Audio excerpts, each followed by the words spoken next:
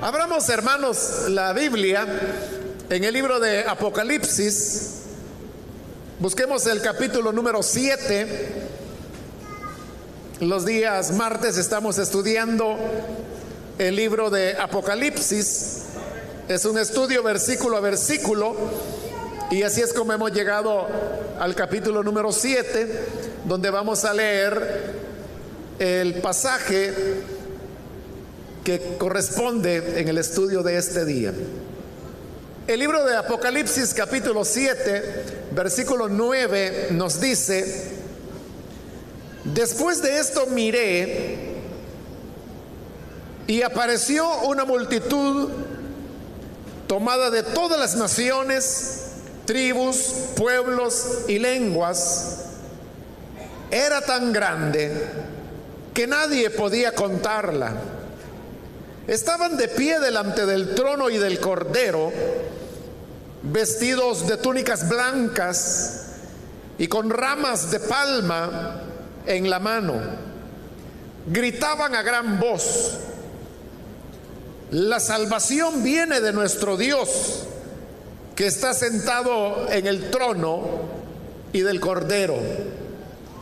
Todos los ángeles estaban de pie alrededor del trono, de los ancianos y de los 4 seres vivientes. Se postraron rostro en tierra delante del trono y adoraron a Dios diciendo: amén. La alabanza, la gloria, la sabiduría, la acción de gracias, la honra, el poder y la fortaleza son de nuestro Dios por los siglos de los siglos. Amén. Entonces uno de los ancianos me preguntó: esos que están vestidos de blanco, ¿quiénes son y de dónde vienen? Eso usted lo sabe, mi señor, respondí. Él me dijo: aquellos son los que están saliendo de la gran tribulación. Han lavado y blanqueado sus túnicas en la sangre del Cordero. Por eso están delante del trono de Dios, y día y noche le sirven en su templo. Y el que está sentado en el trono les dará refugio en su santuario. Ya no sufrirán hambre ni sed, no los abatirá el sol, ni ningún calor abrasador, porque el Cordero que está en el trono los pastoreará y los guiará a fuentes de agua viva, y Dios les enjugará toda lágrima de sus ojos. Hasta ahí dejamos la lectura. Hermanos, pueden tomar sus asientos, por favor. Hermanos, nos encontramos en este capítulo 7 de Apocalipsis, que, como lo dijimos en la última oportunidad, nos presenta una pausa en el desarrollo de los eventos que están escritos en este libro. Recuerde que antes de esto hemos encontrado cómo el Cordero fue abriendo cada uno de los sellos que impedían poder abrir y leer lo que estaba escrito en el rollo, en el libro que estaba en la mano de Dios sentado en su trono.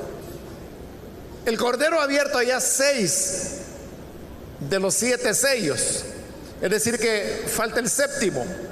Pero antes de abrir ese séptimo es que hay una pausa, y ahí es donde se introduce este capítulo 7, que en esencia lo que habla el capítulo es de cómo la salvación de Dios siempre es algo que está disponible para aquellos que necesiten creer. Y hemos visto en la ocasión anterior cómo se habla de 144,000 salvados de las tribus de Israel, 12,000 por cada tribu, según lo estudiamos en la última oportunidad. Pero al mismo tiempo dijimos que ese número era simbólico y de lo que habla es de plenitud. Pero ahora, al llegar a este capítulo 9, encontramos que hay otra multitud diferente a los 144,000 que se han mencionado en los primeros versículos. Este otro grupo de personas es tan numeroso que se nos dice que no pueden ser contados. Son tantos que no se puede llevar cuenta de cuántas personas son. Veamos el versículo 9. Después de esto miré, y apareció una multitud tomada de todas las naciones, tribus, pueblos y lenguas. Era tan grande que nadie podía contarla. Ahí tenemos que era tan numeroso este otro grupo de personas que no podían ser contados. Y se nos dice que eran personas que provenían de todas las naciones, tribus, pueblos y lenguas. Esta expresión, naciones, tribus, pueblos y lenguas, es una expresión que aparece en el libro del profeta Daniel. Y en Daniel se utiliza porque si usted ha leído el libro y conoce un poquito de las escrituras, sabrá que ese es el libro de la Biblia donde se nos presentan los 4 grandes imperios mundiales que fueron profetizados precisamente por Daniel sobre la base de un sueño que el rey Nabucodonosor había tenido.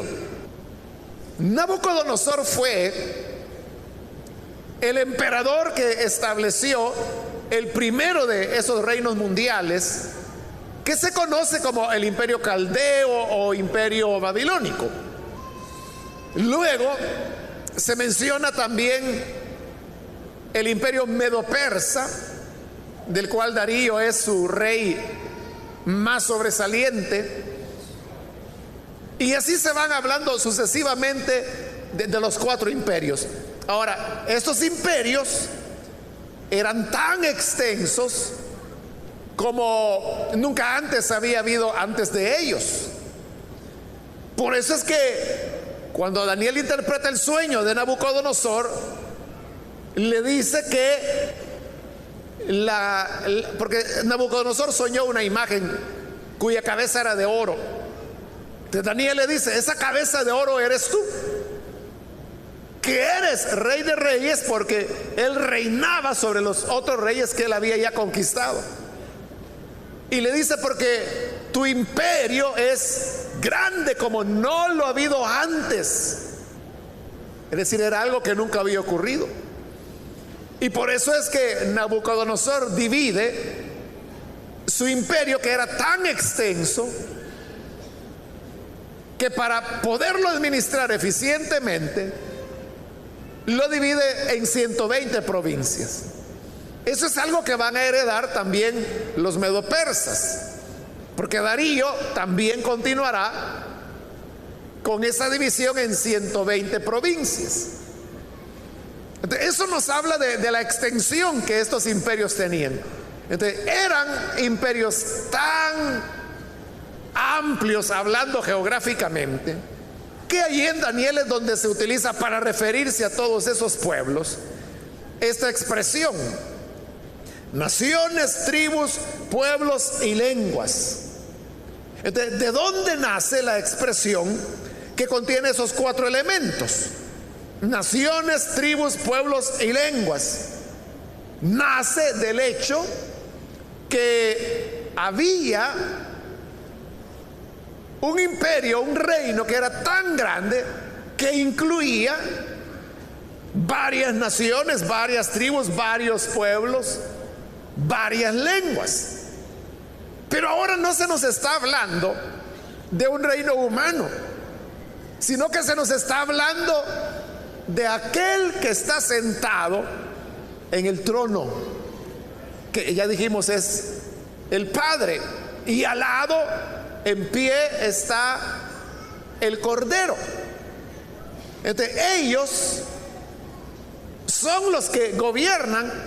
Y si amplio fue el imperio caldeo, si amplio fue el imperio medo-persa, si extenso fue el imperio griego que iba desde Europa hasta la India, y luego amplio llegó a ser también el imperio romano, mucho más amplio, es el reino de nuestro Dios, porque Él gobierna sobre toda la creación, y por eso Él puede salvar de todas las naciones, tribus, pueblos y lenguas.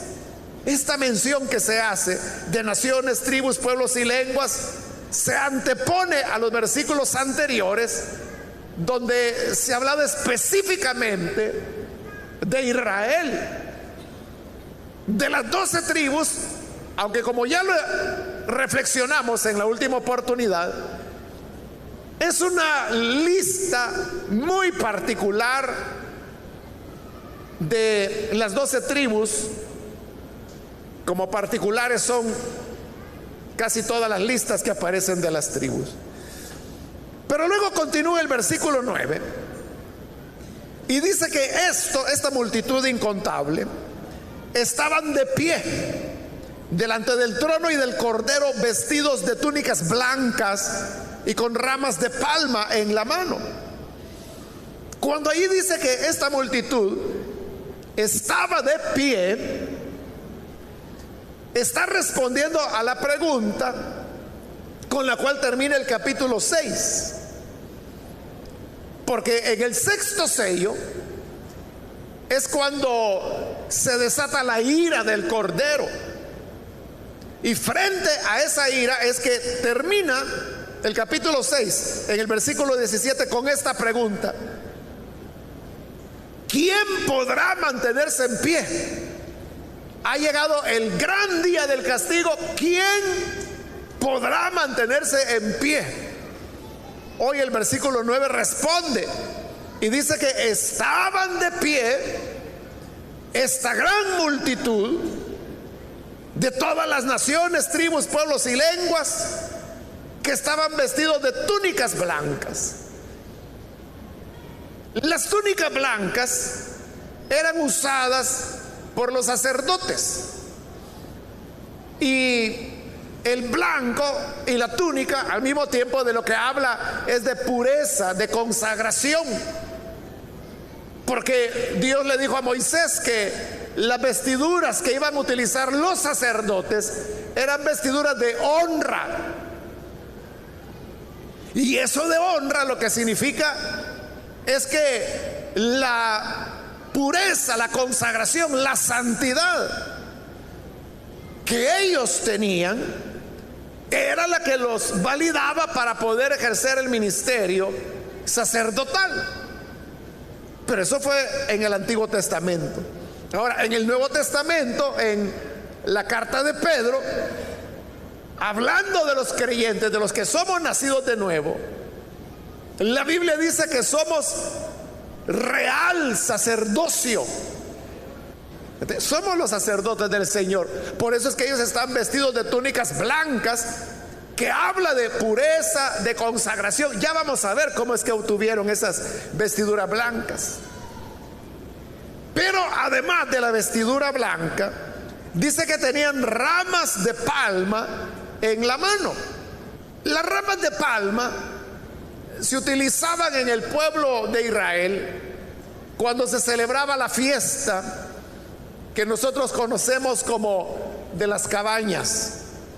Era una vez al año que durante 7 días los israelitas abandonaban sus casas para irse a vivir en chozas provisionales que eran construidas con ramas de árboles y también con ramas de palma, que es lo que ellos ahora tienen aquí en la mano, ramas de palma.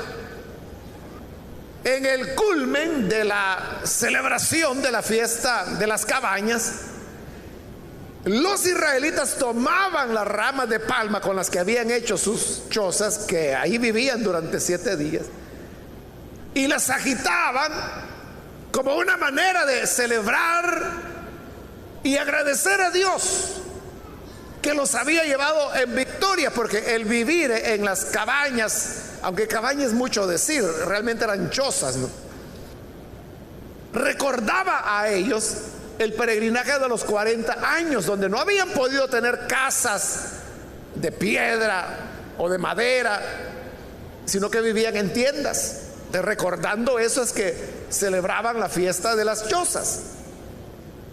Entonces las palmas, las ramas de palmas, era una celebración de gratitud. En primer lugar era eso, celebración, pero celebración que anunciaba gratitud en primer lugar, y en segundo lugar victoria. Es decir, que esta multitud vestida de vestiduras blancas lo que está haciendo es agradeciendo y celebrando a Dios, porque han sido redimidos. Y lo dicen en el versículo 10, gritaban a gran voz: la salvación viene de nuestro Dios, que está sentado en el trono y del Cordero.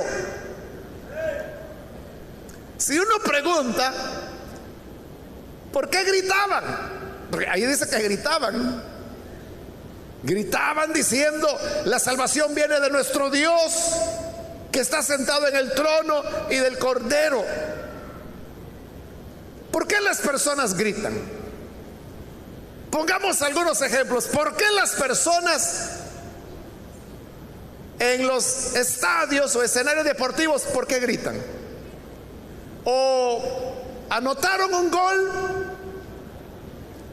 o jugó tan mal un deportista, que le gritan otras cosas, pero le gritan. Entonces, ¿qué es el grito? ¿A qué responde el grito? U otro ejemplo: ¿por qué cuando hay un concierto musical y aparece la estrella, sea hombre o mujer, por qué el público grita?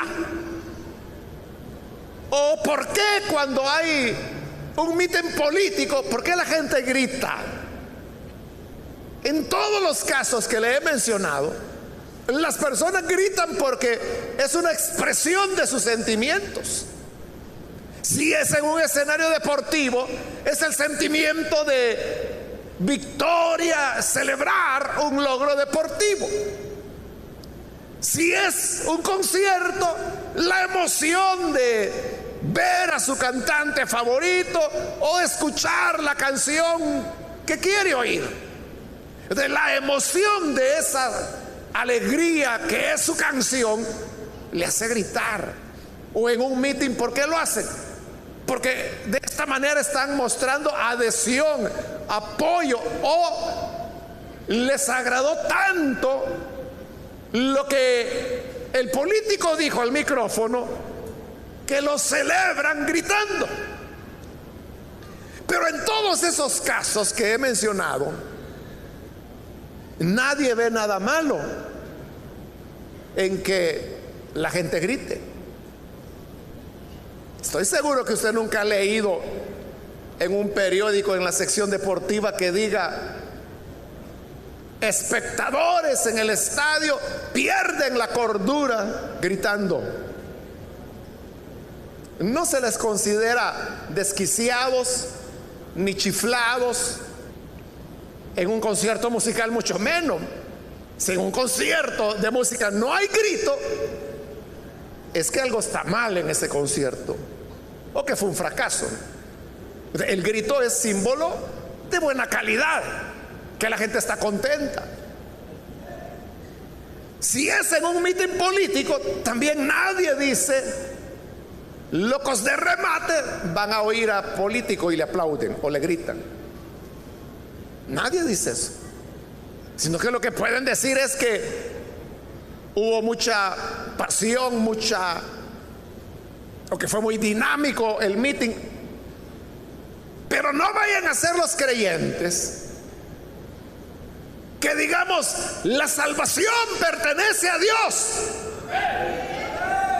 porque inmediatamente comienzan a decir, bueno, ¿y este loco? ¿Por qué grita? ¿Que acaso Dios es sordo? Estos redimidos sabían que Dios no es sordo, pero están gritando, la salvación viene de nuestro Dios.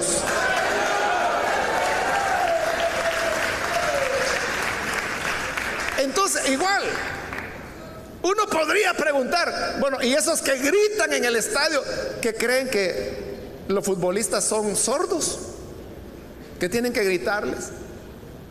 ¿O creen que el cantante que está en el escenario cantando la canción favorita, le gritan porque está sordo? Lo que le quiero mostrar es que para el mundo es cuerdo gritarle a un cantante, es cuerdo gritarle a un político, es cuerdo gritarle cuando un pedazo de cuero redondo pasó por un arco. Pero si uno alaba a Dios o le dice algo a Él, o levanta la voz para decir la salvación es de nuestro Dios, ahí sí les parece disparate, les parece que somos exaltados. Pero ¿por qué levantamos la voz al enseñar? Lo hacemos, hermano, porque por la misma razón que lo hace el que está en el estadio, el político, el que está en el concierto. Se hace porque el corazón se desborda del gozo, de la alegría de saber que la salvación pertenece a Dios, que la salvación viene de Él,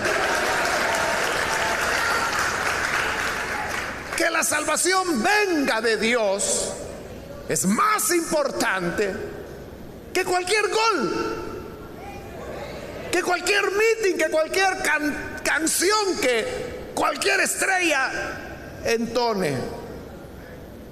Por eso es que esta multitud gritaba: la salvación viene de nuestro Dios.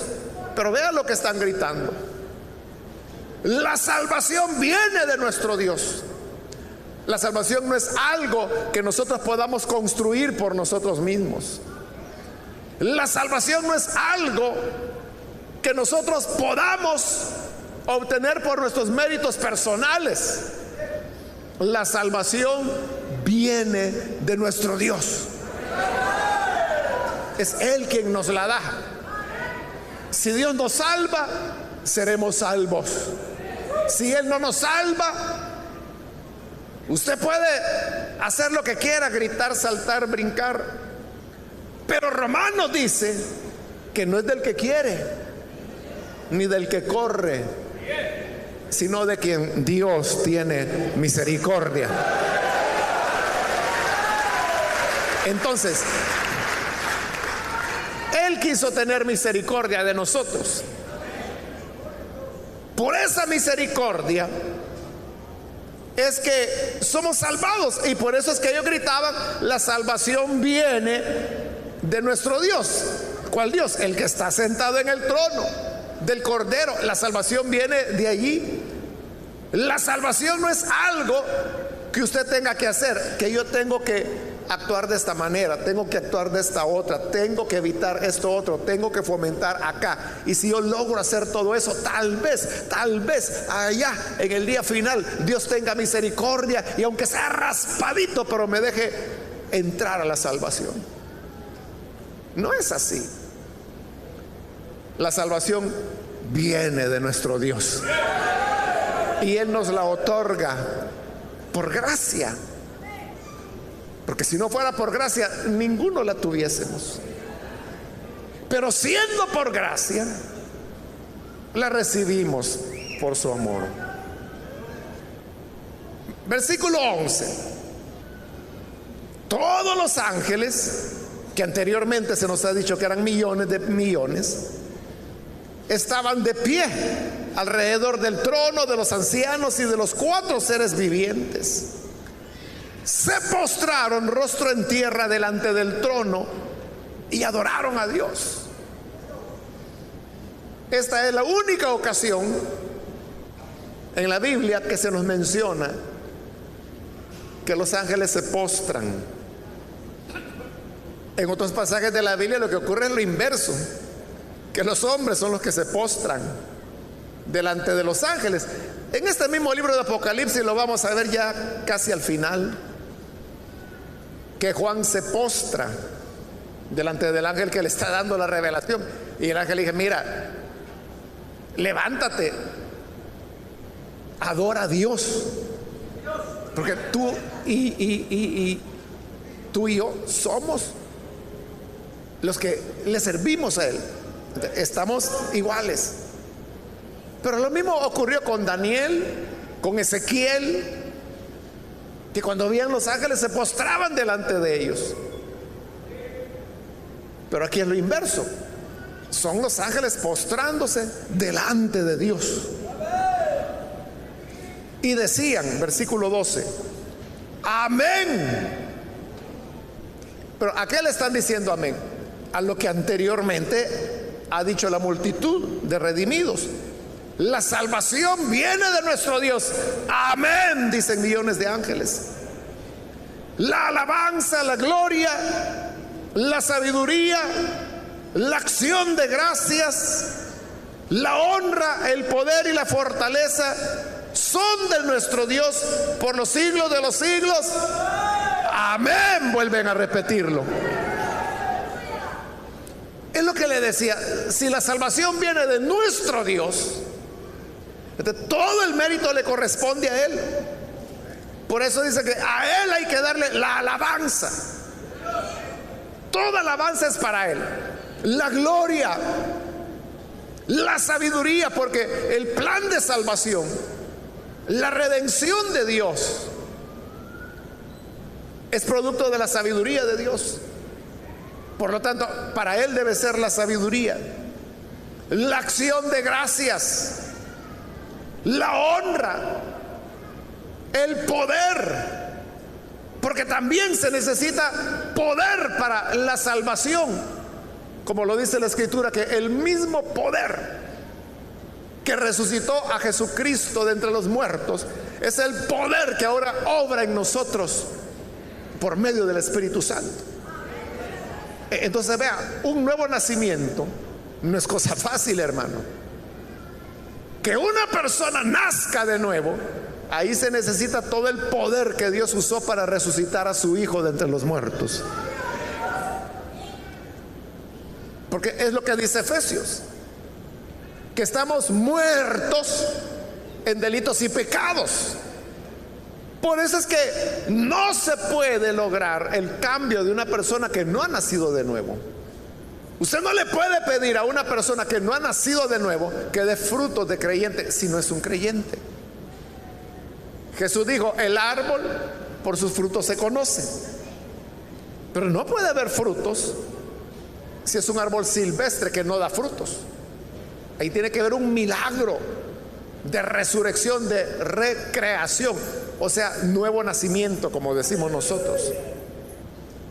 La fortaleza son de nuestro Dios por los siglos de los siglos. Y por eso, amén, la salvación viene de nuestro Dios. Cuando los discípulos llegaron y se quejaron con el Señor y le dijeron: mira, las palabras que hablaste estaban duritas, Señor, yo creo que se te pasó la mano, porque mira, los fariseos se molestaron y se fueron. Y Jesús les dijo: bueno, si ustedes se quieren ir también, váyanse, porque toda planta que no plantó mi Padre será desarraigada, y todo ciego que guía a otro ciego, ambos caerán en el hoyo. Entonces es cuando Pedro reaccionó y dijo: Señor, pero ¿y a quién iremos? Si solamente tú tienes palabras de vida eterna.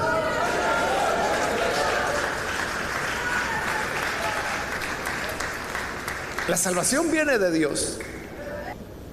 Si Él no la da, ¿a quién iremos? Ya vimos el capítulo 5, donde dice que se buscó en el cielo, en la tierra, debajo de la tierra, quién era digno para abrir el libro.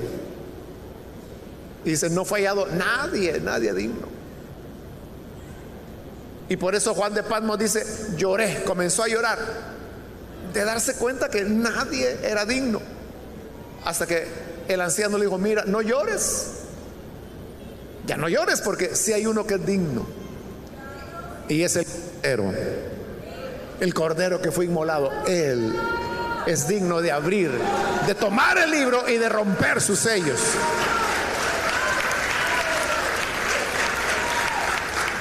La salvación viene de Dios. Si Dios no nos salva, nadie nos puede ayudar.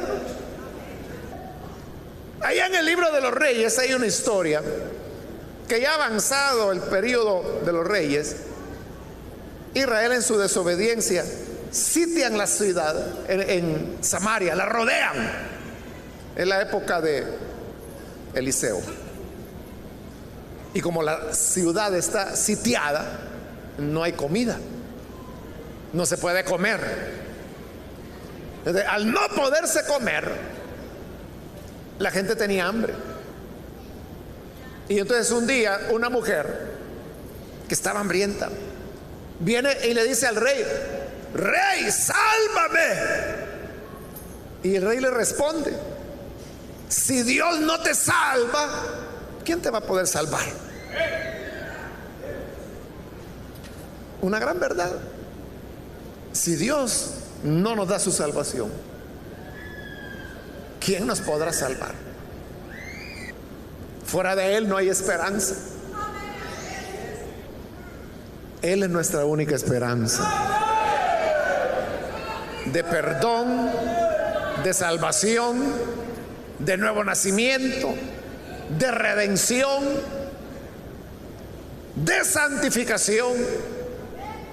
La salvación pertenece a nuestro Dios. De Él viene. Versículo 13. Entonces uno de los ancianos, porque vea que hay un diálogo entre Juan de Patmos y los ancianos, que son los que platican con él. Y ahora en el 13 dice, uno de ellos, de los 24 ancianos, le pregunta, esos que están vestidos de blanco, ¿quiénes son? ¿Y de dónde vienen? Le pregunta a Juan de Patmos. Y él no sabe. Como no sabe, le dice en el 14, eso usted lo sabe, mi señor. O sea, en lugar de preguntarme, mejor explíqueme usted. Y el anciano le explica. Y le explica a través de un poema que va del versículo 14 al 17. Claro, la estructura del poema, su cadencia, usted la puede descubrir en el griego, ¿verdad? Porque originalmente fue escrita en griego. Pero como esta es una traducción al español, esos elementos se pierden. Pero realmente es un poema. Entonces, le responde. Aquellos, o sea, esa multitud son los que están saliendo de la gran tribulación. Esa multitud innumerable vienen de la gran tribulación. Y usted sabe que esa expresión, la gran tribulación, el Señor Jesús la utilizó allá en Mateo 24 para referirse a ese periodo de gran tribulación, como Él lo llamó. Estos son salvos de la gran tribulación. Entonces vea, existe la idea, que yo creo que la han hecho para meterle miedo a la gente, ¿no? Que dice, mire, ya viene la gran tribulación y ahí no va a haber oportunidad de salvación. Bueno, pero aquí está hablando de una multitud incontable que salen de la gran tribulación. Vienen de la gran tribulación, han salido de la gran tribulación, igual que los 144,000.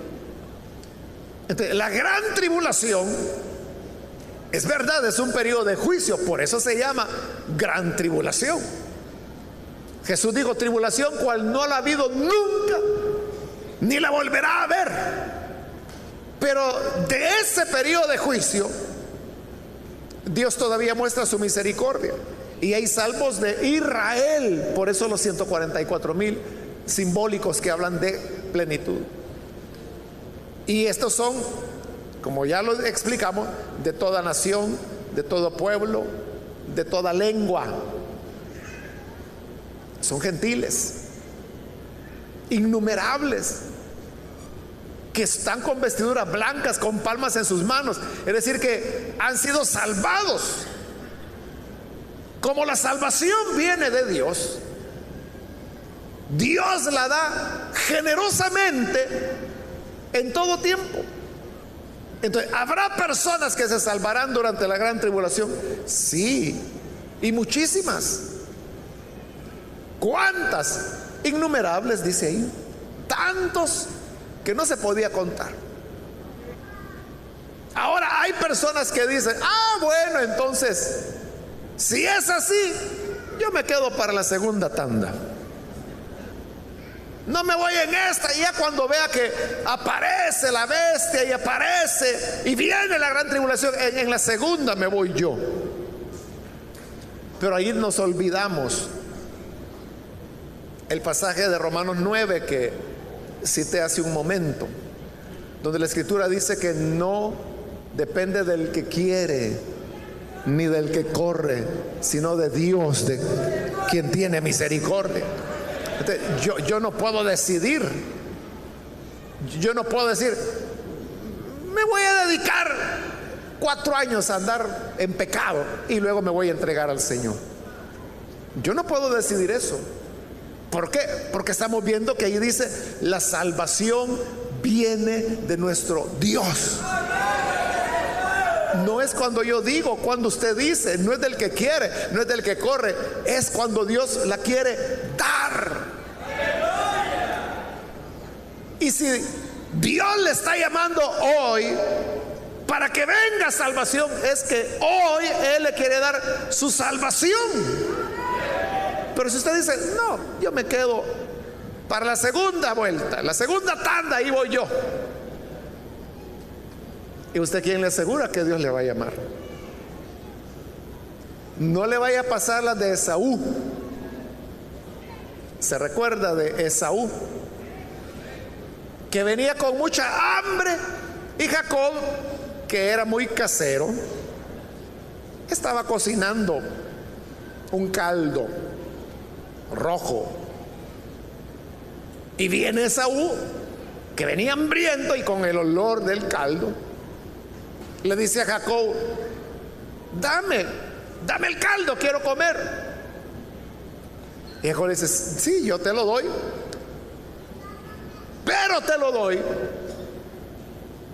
si me entregas la primogenitura. Y Esaú pensó y dijo: bueno, si es que si no como ya me voy a morir, y entonces de nada me va a servir la primogenitura. Está bueno, le agarra la primogenitura. Y Jacob le dijo: pero que sea solemne, dime que de verdad me la das. Sí, le dijo, es en serio, toma la primogenitura. Bueno, aquí está tu caldo, cómetelo. Y la Biblia dice que por un plato de lentejas menospreció la bendición de Dios. Pasó el tiempo, los años, y luego Jacob obtiene la bendición de la primogenitura de su padre, de Isaac. Y cuando Esaú llega, que quiere la primogenitura, se da cuenta que su padre ya se la dio a Jacob. Entonces le dice: padre, bendíceme también a mí. E Isaac le dice: no puedo. ¿Y tú qué crees? ¿Que soy fábrica de bendiciones? Solo tengo una y ya se la di a tu hermano. Y no te quedó nada, aunque sea un poquito. No, ya a Jacob le di las riquezas del cielo, de la tierra, y no solo eso, también dije que tú le vas a servir a él. Y comenzó a llorar. y a decirle: pero Padre, bendíceme también a mí. Y así es como Hebreo dice que aunque procuró con lágrimas, con arrepentimiento, recuperar lo que había despreciado, ya no hubo para él misericordia. Ese es el gran error de aquellos que dicen: me quedo para la segunda. Si ya despreciaste la primogenitura, ¿qué te hace pensar que tendrás segunda oportunidad? Tú puedes decir: es que Dios es misericordioso. Isaac amaba a Esaú, era su hijo favorito, y le dijo: no te puedo dar ya más, ya no tengo, entonces quítasela a mi hermano y dámela a mí. Es que no has entendido. Ya lo bendije y será bendito. Eso no hay retroceso. Por eso es que Romanos dice también que los dones de Dios son irrevocables.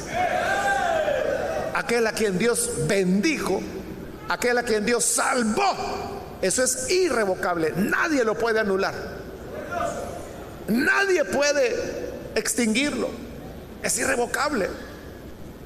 Aunque Isaac amaba a Esaú y le hubiese gustado hacer misericordia con él,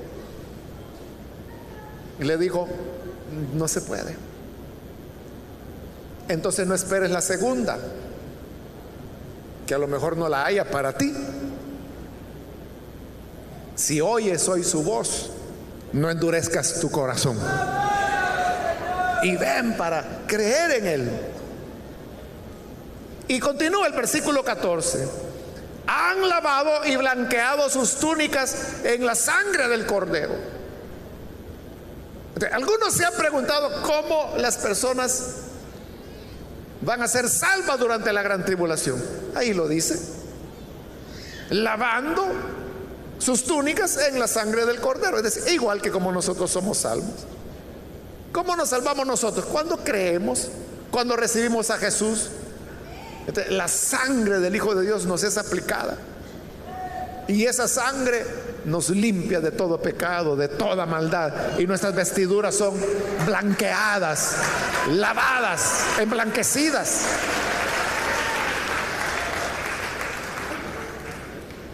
Versículo 15: por eso, porque lavaron sus túnicas en la sangre del cordero, están delante del trono de Dios, y día y noche le sirven en su templo, y el que está sentado en el trono les dará refugio en su santuario. Es decir, Dios los acogerá, los protegerá, los recibirá. Ahí se está utilizando, hermanos, la vida en el desierto. El sol candente, falta de agua, calor, polvo, mucha sed, que lo que la gente anhela es sombra. Entonces dice que el Señor los recibirá en su santuario, es decir, en su tabernáculo, en su tienda. Los va a cubrir. Entonces Él nos acogerá, como Jesús lo dijo, con otras palabras y con otro ejemplo. Pero Jesús dijo: ¿cuántas veces quise recoger a tus hijos, como la gallina recoge a sus polluelos bajo sus alas, y no quisiste? Eso es lo que la gallina hace, cubre los polluelos. Es lo que Dios quiere hacer, cubrirnos, protegernos. Si creemos, Él nos dará acogida y refugio en su santuario. Versículo 16: ya no sufrirán hambre ni sed, no los abatirá el sol, ni ningún calor abrasador. Recuerde, es el peregrinaje en el desierto, y eso es lo que hay en el desierto: hambre, sed, el sol abate, calor abrasador. Pero Dios dice: ya no sufrirán de nada de eso. 17: porque el Cordero que está en el trono los pastoreará y los guiará a fuentes de agua viva, y Dios les enjugará toda lágrima de sus ojos. Vea cómo cambia, porque en el capítulo 6 se nos hablaba de la ira del Cordero. El Cordero lleno de ira. Pero aquí cambió ahora, porque ahora el Cordero acá es pastor. Porque el Cordero que está en el trono los pastoreará. Y como sabe que están hambrientos, sedientos, que los abate el sol, que el calor los abraza, entonces dice, los guiará a fuentes de agua viva. Es como el que conoce el desierto. El que conoce el desierto sabe dónde están los manantiales, sabe hacia dónde hay que dirigirse para beber agua, recobrar fuerzas y seguir adelante al siguiente manantial. Eso hace el pastor, vagueando y dice, secará toda lágrima de sus ojos. Es decir, en la redención y en la victoria final, porque de eso está hablando este capítulo 7, los dolores, las tristezas, las enfermedades, las derrotas de esta vida presente serán pasadas y ya no habrá más llanto ni más dolor, y el Señor secará toda lágrima de sus ojos. Ya no habrá más lágrimas, ya no habrá más sufrimiento, ya no habrá más llanto, ya no habrá más dolor. Él será nuestro pastor que nos consolará, nos animará. Esa es la gran salvación que Él ha preparado. Salvación que viene de nuestro Dios y de nadie más.